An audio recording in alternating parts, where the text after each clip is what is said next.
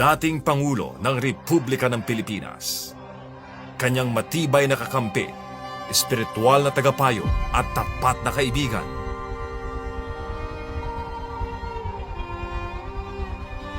Magkasangga, walang iwanan.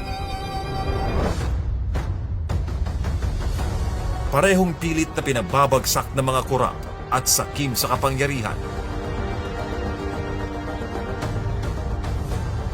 Si dating Pangulong Rodrigo Roa Duterte, pwersahang dinala sa banyagang bansa.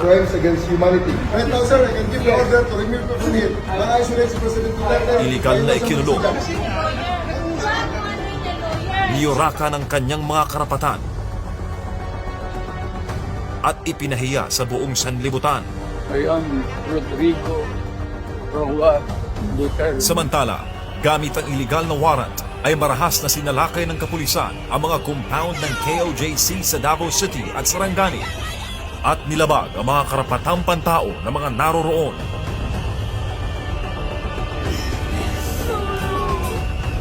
Sinigundahan pa ito ng puwersahang pagkubkob sa KOJC Central Headquarters sa loob ng 16 na araw na nagmistulang war zone. Lahat ng ito'y ginawa para lamang pasukuin si Pastor Apollo C. Quiboloy. You go to any human rights advocate, there's nothing that we did. Lahat ng pumasok na pulis, hindi armado. Walang baril.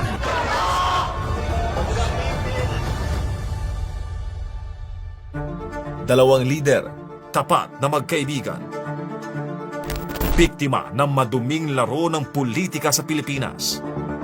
Iisang mukha ng pang-aapi, parehong pattern, parehong taktika.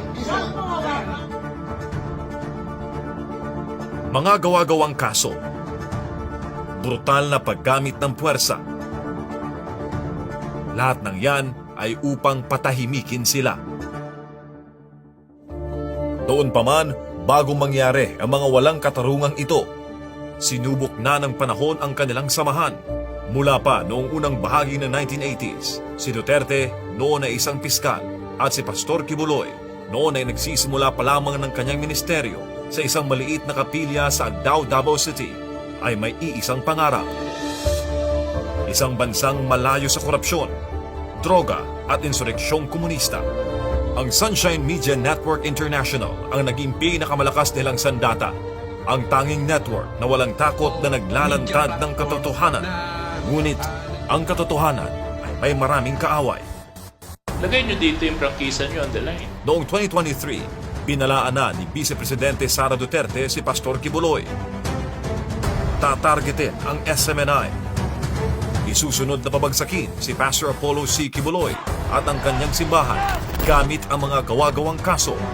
Bibili ng mga miyembro, babayaran para maging false witnesses. Ikukulong ang kanyang ama sa International Criminal Court sa The Hague, Netherlands. At pagkatapos, siya naman ang isusunod. Tinanong ko. Bakit ganoon na lang ang obsesyon ng administrasyong ito upang pabagsakin si Pastor Quiboloy? Dahil sa kanyang ipinaglalaban. Si Pastor Quiboloy ay hindi lamang spiritual na leader ng KOJC na may 7 milyong nasasakupan sa buong mundo. Siya rin ang nagtatag ng Jose Maria College Foundation Incorporated na nagbibigay ng libreng edukasyon sa maraming kabataan. Noon pa man, siya tumutulong ng walang hinihintay na kapalit sa mga kababayan nating nangangailangan mula sa mga kabataan. Sa mga biktima ng sakuna at kalamidad, mga katutubo, at sa pangangalaga sa inang kalikasan.